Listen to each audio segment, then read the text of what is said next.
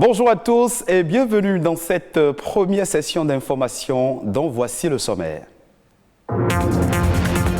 Les 26 œuvres royales trésors du royaume du Dahomey sont enfin de retour sur leur terre d'origine. Une équipe de notre rédaction a suivi de bout en bout ce moment épique. Nous vous en parlerons dans cette édition.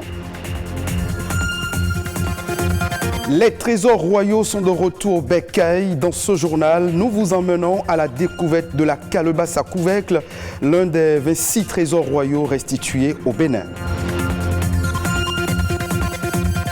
Toutes les entreprises travaillent de nos jours autour de la qualité, que ce soit pour un service ou pour un produit.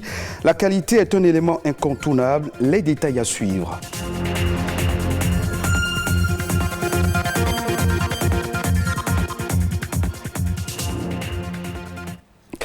Les Béninois ont longtemps attendu leur retour. C'est désormais une réalité. Les 26 œuvres royales trésors du royaume du Dahomey ont foulé ce 10 novembre 2021 le sol béninois où ils ont été ensuite entreposés au palais de la Marina. Retour sur cette ambiance qui a prévalu lors de l'arrivée de ces œuvres. Rodrigue Babagüito.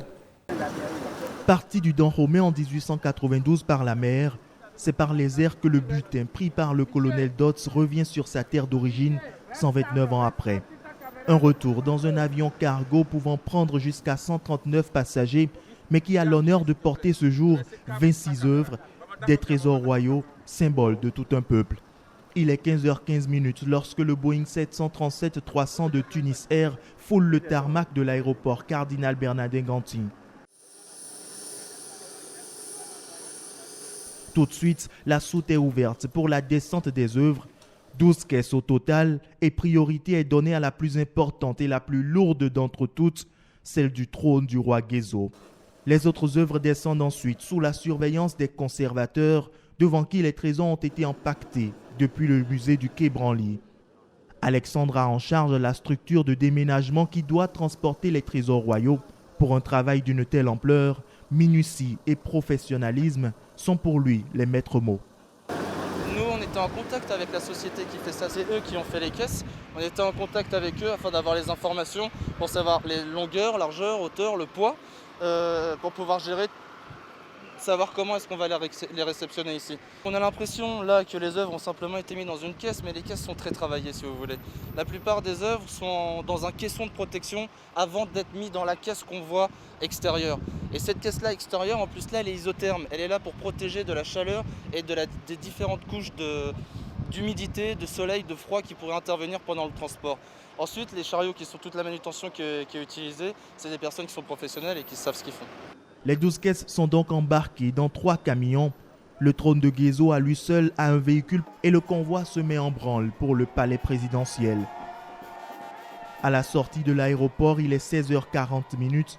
Les chevaux venus du nord pour la circonstance prennent les devants et autour, une foule en liesse offre aux trésors royaux divers chants et danses. C'est tout comme si les écureuils ont ramené la Coupe du Monde. Donc, comme vous le constatez, c'est la joie totale. Nous sommes contents que nos trésors nous reviennent après 130 ans. Ça représente notre lignée ancestrale. Ça représente notre héritage, l'héritage que les rois nous ont légué. Pour nous, c'est un trésor de guerre. Donc, nous ne pouvons que nous rendre sur place et applaudir le courage de ces personnes qui ont œuvré pour que ce jour soit vraiment un jour mémorable. Le cortège se dirige vers le palais de la Marina. C'est là que les œuvres vont faire leur acclimatation durant 2 mois avant d'être exposées au public en janvier 2022. La calebasse à couvercle, la connaissez-vous? C'est l'un des 26 trésors royaux restitués au Bénin après près de 130 années d'exil. Allons à la découverte de ce trésor avec Rodrigue Babagüito à travers cet élément.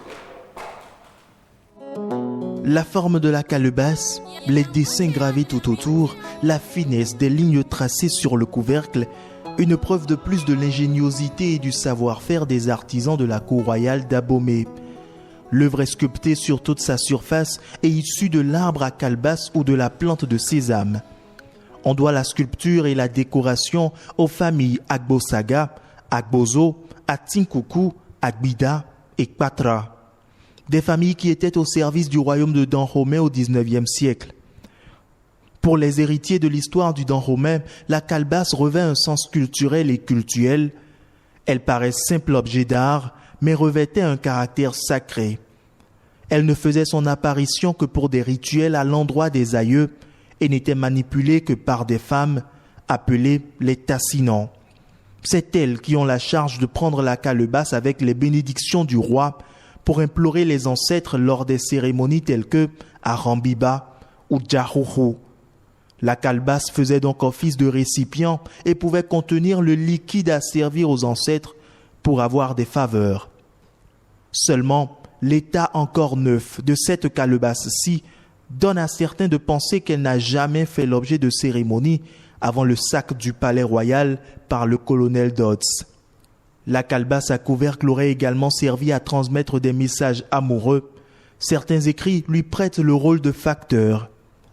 Son retour sur la terre de ses concepteurs après près de 130 années est sans nul doute un fort message qu'elle livre non seulement au peuple béninois, mais sûrement au monde entier également.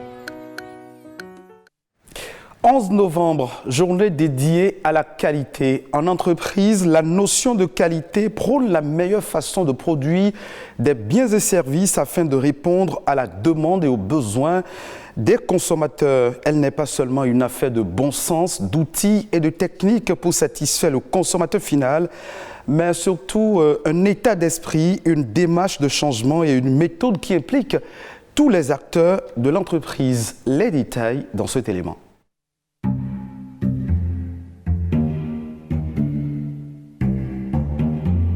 Si beaucoup d'entreprises font de bons chiffres d'affaires et parviennent à vivre longtemps, ce n'est pas uniquement parce qu'elles savent bien satisfaire leur clientèle, mais surtout parce que les produits mis sur le marché et les services offerts aux consommateurs ont un niveau raisonnable de qualité. Aujourd'hui, toutes les entreprises travaillent autour de la qualité, que ce soit pour la vente de produits ou pour offrir un service, la qualité est omniprésente. Non seulement la qualité permet d'améliorer les recettes des entreprises, mais elle permet de stimuler aussi leurs ventes, de gérer leurs risques, d'innover et de garantir leur responsabilité sociétale. Depuis quelques années, plusieurs pays à l'échelle mondiale consacrent le deuxième jeudi du mois de novembre à la célébration de la Journée mondiale de la qualité. Célébrer la qualité permet fondamentalement de garantir une conformité des produits mis sur le marché et les services offerts au consommateur final. Viser la qualité en entreprise permet d'optimiser aussi les processus de la qualité et de s'assurer qu'elle est toujours au rendez-vous dans ce que nous achetons et dans ce que nous consommons. Dans tous les domaines d'activité, la qualité contribue à la réussite commerciale des entreprises et, in fine, à la prospérité d'un pays.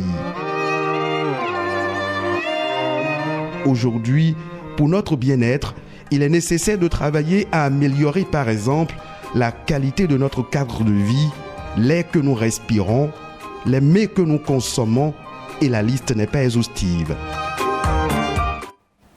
Parlons à présent de la transhumance, un système d'élevage fondé sur le déplacement de troupeaux d'une région à une autre. Ce phénomène est à l'origine des conflits entre agriculteurs et éleveurs. En explorant les pistes de solutions pour réduire les dégâts liés à cette pratique, l'option de la sédentarisation a été évoquée. Amdi Bonoubo, agronome, nous en parle au micro de Amadi Naniabosso. Fondamentalement, c'est les questions de ressources naturelles, c'est-à-dire les ressources fourragères et les points d'eau. C'est ça qui amène souvent ces éleveurs à se déplacer de leur pays d'origine pour pouvoir aller vers d'autres pays d'accueil. Donc, autre que ça, il y a les raisons économiques. Du fait qu'ils ont besoin de ressources pour pouvoir faire face à un certain nombre de besoins, ils se déplacent et en se déplaçant, ils vendent des animaux.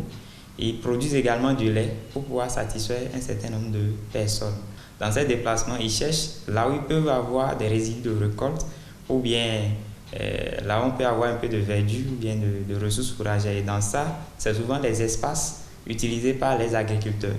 Et parfois, il y a même des spéculations sur le champ et ces éleveurs ou bien ces animaux vont perdre ces ressources, ce qui crée fondamentalement des conflits entre éleveurs et puis les agriculteurs. Il y a la zone de Dassazoumé et puis la zone de Glazoué qui ont été identifiées comme des zones de transhumance.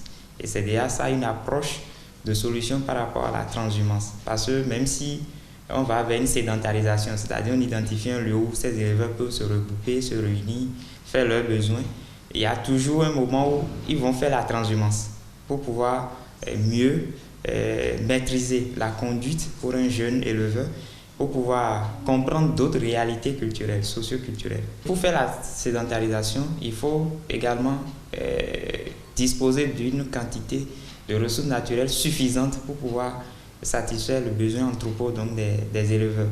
Et généralement, ce qu'on constate au Cameroun, par exemple, ça a été une solution, mais ça n'a pas vraiment duré parce que les espaces proposés, ou bien disponibles plutôt, par l'État n'étaient pas suffisants pour pouvoir satisfaire les besoins en alimentation de ces troupeaux-là.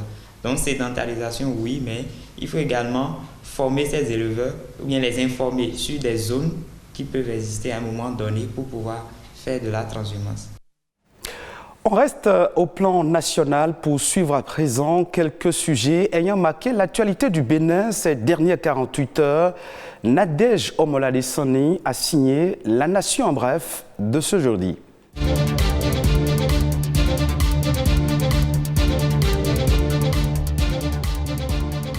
Une campagne nationale d'information, de sensibilisation et de mobilisation contre les faux médicaments et la vente illicite des médicaments vient d'être lancée à Cotonou.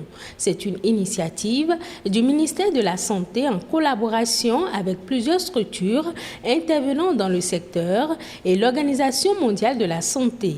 La campagne vise à renforcer la participation des communautés au débat public sur les dangers liés à l'automédication et au trafic des produits de santé de qualité inférieure ou falsifiés pour un changement de comportement. D'après le directeur de l'agence béninoise de régulation pharmaceutique, 120 000 décès d'enfants de cause de pneumonie ou de paludisme seraient imputables à l'utilisation des médicaments de qualité inférieure ou falsifiés. La dite campagne de sensibilisation va durer 12 mois. Les ferrailles et les sous-produits ferreux à l'exportation seront taxés dès le 1er janvier 2022 au Bénin. Une taxe de 5 francs CFA par kilogramme sera désormais imposée aux exportateurs conformément à une mesure contenue dans le projet de loi de finances gestion 2022. Le démarrage de la gestion effective du bordereau électronique de suivi des cargaisons BESC par le port autonome de Cotonou, précédemment annoncé pour le 8 novembre 2021, est reporté à une date ultérieure. Selon la note d'information du directeur commercial et marketing du port autonome de Cotonou, toutes les opérations liées au BESC se poursuivent jusqu'à nouvel ordre au niveau du CNCB. La commune de Boycon a rejoint le réseau des villes créatives de l'UNESCO. Boycon fait ainsi son entrée dans la catégorie gastronomie. Suite à un appel de candidature du RBCU, le maire Rufino d'Almeida a déposé le dossier de sa commune dans la catégorie gastronomie avec pour mets le bomuor, un plat typiquement béninois et prisé par les autochtones et étrangers. Boycon devient ainsi la deuxième commune du Bénin à intégrer le réseau des villes créatives de l'UNESCO après Porto-Novo dans la catégorie artisanat et art populaire.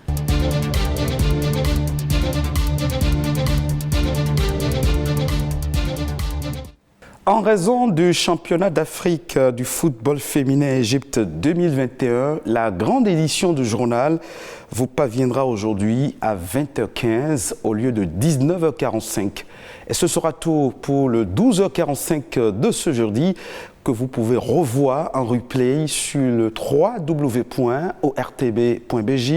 Merci de votre fidélité.